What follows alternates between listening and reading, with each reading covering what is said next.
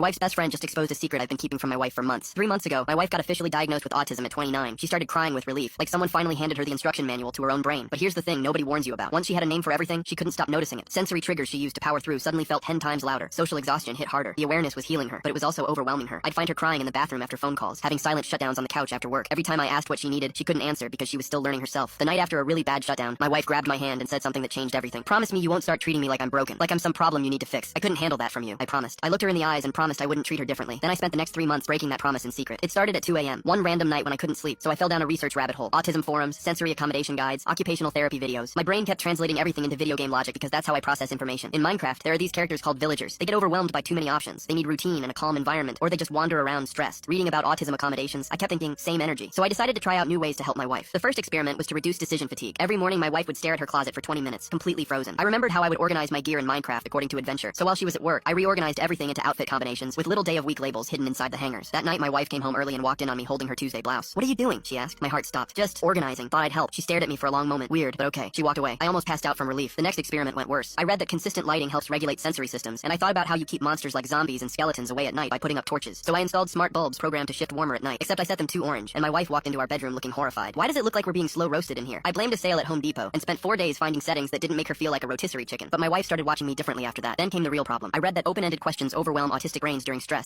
Take a screenshot and scan the QR code, search for the code on TikTok, and watch the second part for free.